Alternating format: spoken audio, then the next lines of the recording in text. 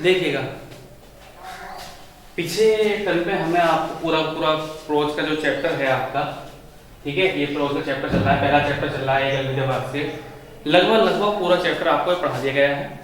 ठीक है, पूरा चैप्टर आपको स्पष्ट रूप से शायद आपको अर्थ समझ में आ गया हो, ना आया हो तो भाई वही तरीका है, आप किताब रखिएगा और भाई इसको ऐसे चला लीजिएगा वीडियो को एक प्रकार के साउंड के रूप में, अर्थ के रूप में, एक्सप्रेशन के रूप में, उसको बात देखते रहिएगा, है ना। बार बार वीडियो ना देखने के से किताब सामने रखिएगा और इसको ऐसे चला लीजिएगा और मैं बोलता रहूंगा, उसमें आप देखते रहिएगा। तो एक तरीके यहाँ पे लो क्वालिटी में कर लो, कोई दिक्कत वाली बात नहीं, सुन लीजिएगा और पूरा का पूरा एक्सप्लेनेशन कुछ क्लियर पता चला जाएगा, हर वर्ड क्लियर होता चला जाएगा पैसेज के अकॉर्डिंग। उसमें है 2-3 वीडियो जो बनी हुई है पहले।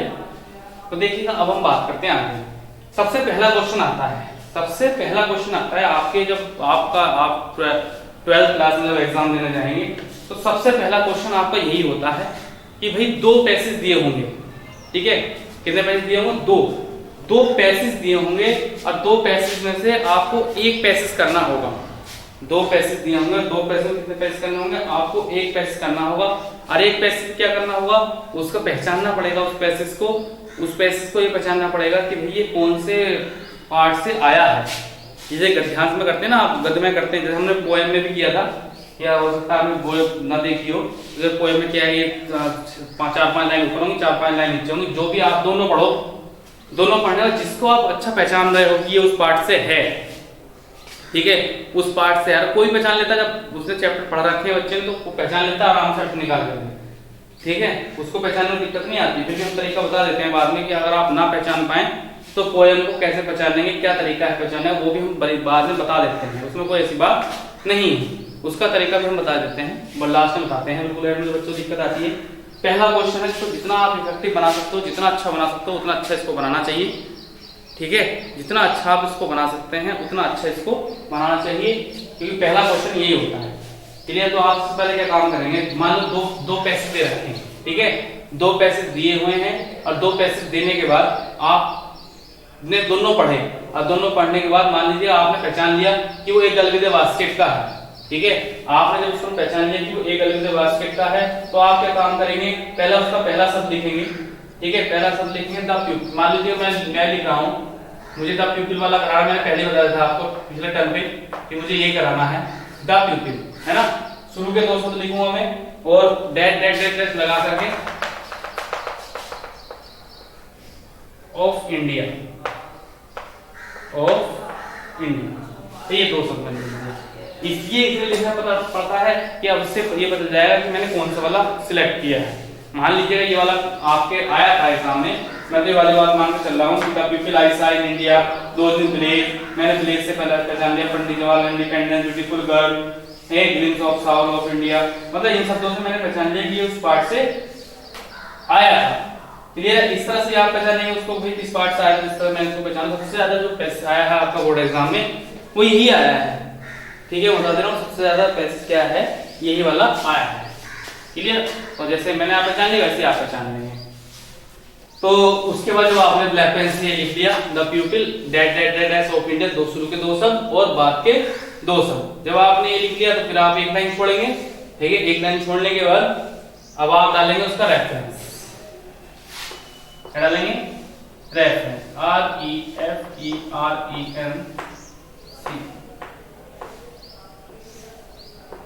रेफरेंस। ठीक है, रेफरेंस का मतलब होता है संदर्भ। क्लियर? रेफरेंस का मतलब संदर्भ, जैसे हमने पोएट्री में किया है, जब बहुत से बच्चों ने पोएट्री की वीडियो देखी, सेम टू सेम वही प्रोसीजर है। क्या लिखेंगे? These lines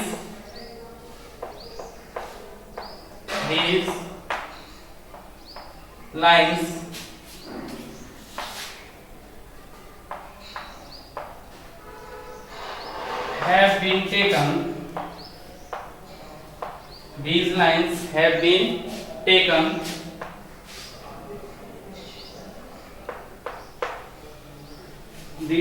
have been taken from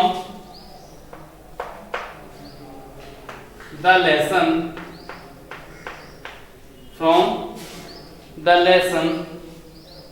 वही वाली बात चल रही है, जो हमने वहां लिखा वही वाली बात तो लिख रहे हैं ना, है ना। उसमें हम क्या लिखते थे, these lines have been taken from the poem। ठीक है, यहाँ पे हम पोएम लिखते थे, अब हमारा लेसन आ गया, क्योंकि हमारे गद्य का है, ये प्रोज का है, पोएट्री का नहीं है। These lines have been taken from the lesson। अब चैप्टर का नाम लिखेंगे, ए गर्ल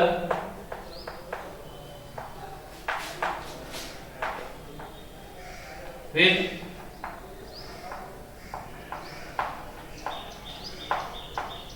ए बास्केट। ठीक है, these lines have been taken from the lesson a girl with a basket is written। अब लिखा था, देखोगे देखो, why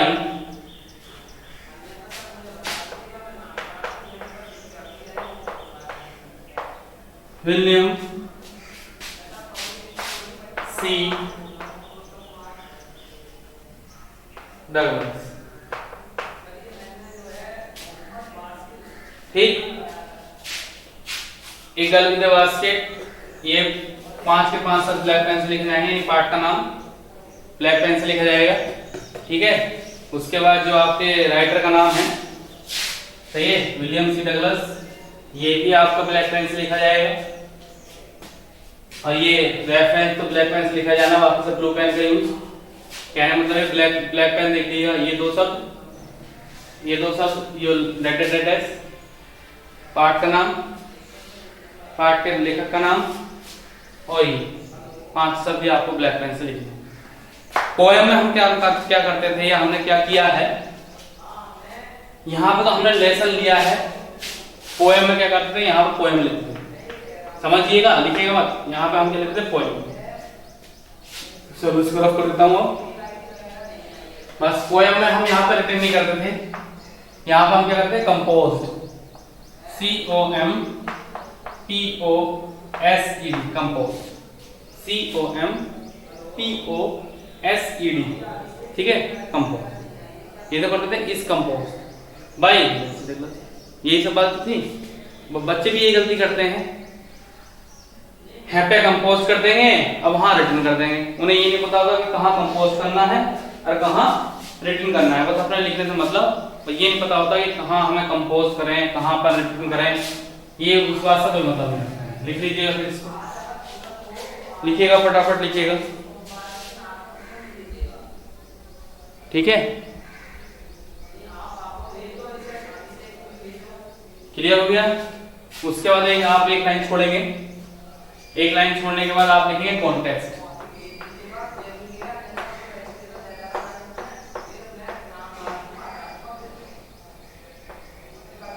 ठीक है, उसके बाद आपने क्या लिख दिया, कॉन्टेक्स्ट लिख दिया। कॉन्टेक्स्ट का मतलब होता है प्रसंग, है ना।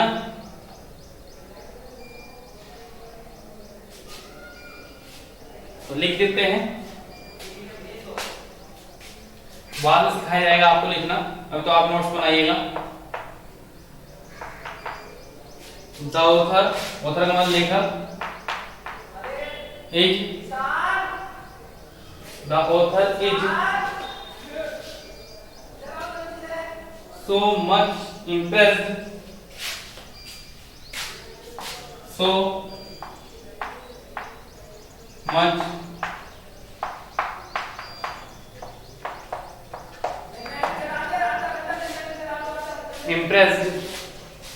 the author is so much impressed by the self-respecting behavior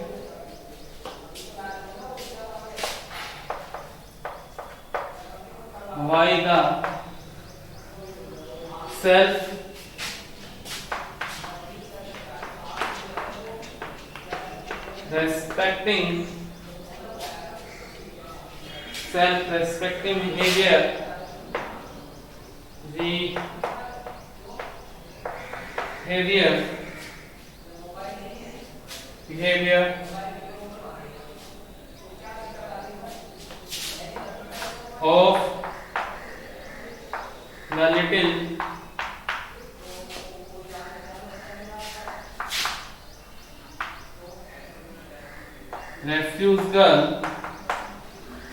of the little refuse girl that he praises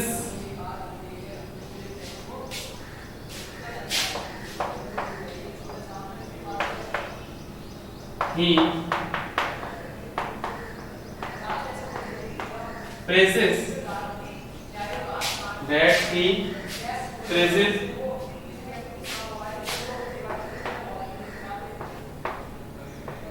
the pupil of India, the pupil of India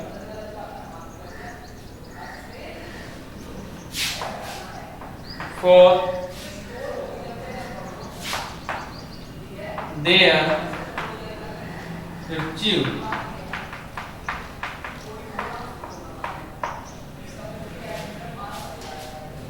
ठीक है, और देयर virtue लिखिएगा जल्दी जल्दी।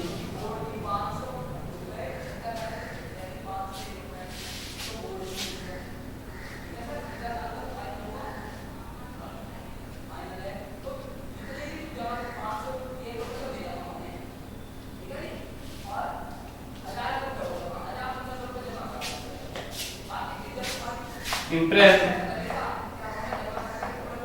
प्रभावित किया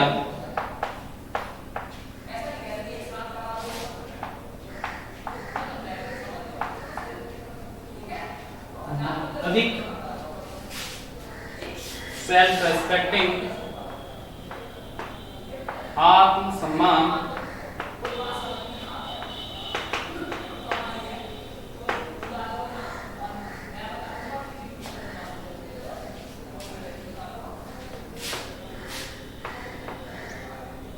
आचरण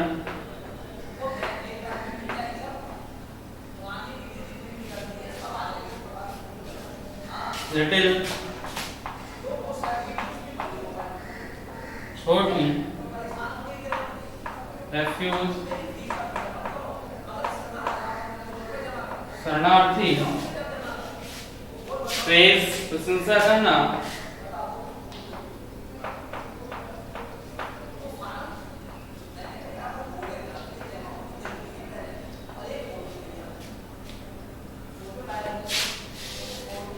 देयर उनकी अपनी उनकी या अपनी virtue सब ये कोई जरूरी नहीं कि जो मैंने आपको लिखवाया वही लिखें, इससे हल्के शब्दों में जो आप अपने हिसाब से चाहें वो लिख सकते हैं। बाद में जब आप शॉर्ट क्वेश्चन याद कर लेते हैं, ठीक है, या आप कहेंगे बहुत भारी भारी लिखा हुआ है ये सर हमें याद नहीं होगा, कॉन्टेक्ट याद नहीं हो, किस तरह से हम कॉन्टेक्ट लिखते हैं, तो कॉन्टेक्ट लिखना इतना भारी बात नहीं होती। अभी आप कॉन्टेक्ट लिखना सीख भी नहीं सकते हैं, देखिएगा भाई मैं आपसे साफ बता रहा हूँ, आप कॉन्टेक्ट लिखना खुद ही स्वयं ही सीख जाते हैं। जब हम चैप्टर करा देते हैं, चैप्टर कराने बाद हम कॉन्टेक्ट लिखवा देते हैं ऐसे जैसे हमारा मन करता है, कहीं से भी लिखवा देते हैं, अपने शब्दों में लिखवा देते हैं, किताब से टीक के भी लिखवा देते हैं, कहीं कुछ भी लिखवा देते हैं, जो मिलता जुलता। बाद में जब हम इस चैप्टर के शॉर्ट क्वेश्चन कराते हैं, पहले लॉन्ग क्वेश्चन आता है लेकिन अब शॉर्ट क्वेश्चन आता है, पहले आते लॉन्ग क्वेश्चन अब नहीं आते हैं। तो जब शॉर्ट क्वेश्चन से कराया जाए सारे सारे शॉर्ट क्वेश्चन आप याद कर लेते हैं, तो सारे शॉर्ट क्वेश्चन याद करने का मतलब ये है 10-12 शॉर्ट क्वेश्चन हैं और आपने सारे याद कर लिए, ठीक है, सारे शॉर्ट क्वेश्चन आपने याद कर लिए। तो जब सारे शॉर्ट क्वेश्चन आपने याद कर लिए यहाँ पे इसके, तो उसके बाद क्या होता है, आप इस पार्ट का पूरा सारांश समझ जाते हैं, मतलब पूरे पार्ट में वो निकल जाते हैं, पूरे पार्ट में निकल जाते हैं। यहाँ भी पार्ट में ये चीजें हैं, ये पार्ट में ये चीजें हैं और ये चीजें यहाँ पे दर्शाई गई हैं, ये चीजें यहाँ पे आ रही हैं, क्लियर है, ये सब चीजें यहाँ पे दर्शाई जाती हैं और बताई जाती हैं, क्लियर। इस तरह की बातें यहाँ पे आती हैं, पूरे चैप्टर में आप निकल जाते हैं कि अब फिर अपने हिसाब से शॉर्ट क्वेश्चन में से एक आध जब कॉन्टेक्ट लिखना कहते हैं, तो जब कॉन्टेक्ट लिखना कहते हैं तो आप जो पैसेज दिया होता है उस पैसेज को पढ़ते हैं, हर पैसेज से एक शॉर्ट क्वेश्चन हो जाता है लगभग। आप फिर अपने हिसाब से वहां से 2-4 शब्दों को चुरा करके 2-4 लाइनों को चुरा करके आप कॉन्टेक्स्ट बना देते हैं।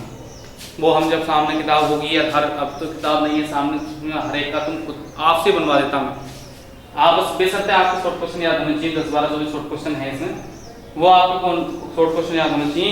और आप इतना अच्छा कॉन्टेक्स्ट बनाएंगे, ये कोई जरूरी नहीं कि जो मैंने लिखा है आपने वही रट लिया और वही बना दिया, ये कोई जरूरी नहीं है, सही है। कि मैं लिख रहा हूँ कि भाई ये वाला बनना चाहिए तो आपने वही बना दिया, ऐसा कुछ नहीं है। आप अपने हिसाब से इसको बना सकते हैं। क्लियर है?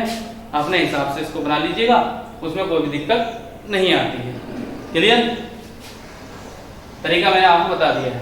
जब तक आपके साथ शॉर्ट क्वेश्चन याद नहीं होंगे, मैं फिर बता रहा हूँ, जब तक आपके शॉर्ट क्वेश्चन याद नहीं होंगे भाई, जब तक आपके बेहतरीन करके शॉर्ट क्वेश्चन याद नहीं, जब तक आप बढ़िया करके कॉन्टैक्ट भी नहीं बना सकते हैं। कॉन्टैक्ट भी बना सकते हैं जब आपको ये सब चीजें याद हैं। ठीक है? तो देखिए अब हम बात करते हैं एक्सप्लेनेशन पर। एक्सप्लेनेशन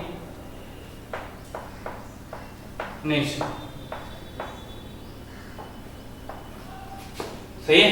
एक्सप्लेनेशन में भी आप गलती करते हैं, वो बाद में समझाऊंगा। ये सब गलतियां बाद में समझाऊंगा कि क्या गलती करते हैं, पता है बहुत सौ को तो, लेकिन फिर भी बाद में समझाऊंगा। अब हम लिखेंगे, एक लाइन छोड़ेंगे यहाँ पे, एक लाइन छोड़ने के बाद लिखेंगे। तो ये क्या लिखेंगे? इन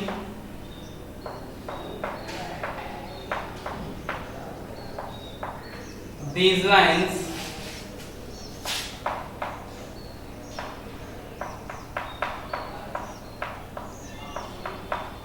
the writer says that, बस